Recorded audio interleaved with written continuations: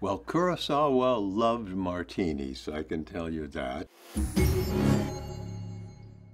Roger Corman, thank you for joining me today. Do you have a feminist streak? Because I'm thinking of, we've got Wasp Women, Gunslinger, Apache Women, Swamp Women, where you're putting women out front in either horror movies that are focused on the female character or action movies where the protagonist is a woman, typically that would have been, at that time, more of a male-driven genre, even still. So do you think that you have a feminist streak? I was trying to work within genres and change things, bring something new. And one of the obvious things was to switch the leading man to a leading lady, and those films were all successful. So it wasn't so much that I was promoting a feminist agenda. I was simply making a switch on the normal way a film is cast. I know Quentin Tarantino is a big fan of the women in prison genre. How do you think those hold up? Like, would you do those a little bit differently now? Because, let's face it, they do border on exploitation. At the time, as a matter of fact, Jack Hill did the first one, directed the first one, The Big Dollhouse. And my own feeling when you say it bordered on exploitation, I thought, I think maybe we've crossed the border. Maybe we've gone too far with this one. But then the grosses came in, and we couldn't believe the money, particularly the money coming out of the drive-ins.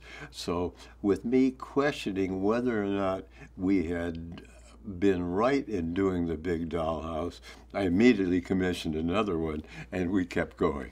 I kind of don't think that there's enough attention placed on the fact that you opened up these foreign films to American audiences outside of LA and New York City. Bergman, Kurosawa, Fellini. First off, do you think enough people know that Roger Corman is also the guy that brought these foreign treasures to American soil? To me, it was very important. When I started New World, we were making low-budget American, and I can use the word exploitation films. And the company was amazingly successful right from the beginning, and I'd always loved the films of Bergman, Fellini, Kurosawa, and so forth. And I felt that they were not getting really the distribution they deserved. And the Bergman film, Cries and Whispers, came available, and I thought I would like to distribute it because I thought they've been distributed by major studios who are great distributors for a major studio type film, but they didn't quite understand how to sell quote, art film. I felt we were small enough to give them individual attention, and just the fact that I wanted to distribute this film, and so did our staff, particularly Frank Moreno, our sales manager.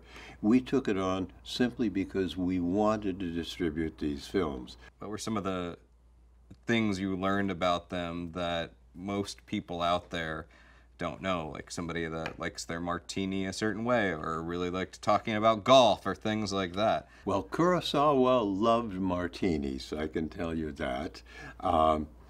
Bergman thanked me for bringing his pictures to an audience that had never seen them. I actually put an Ingmar Bergman picture in a drive-in, and Fellini said, Roger, forget distributing, go back to directing.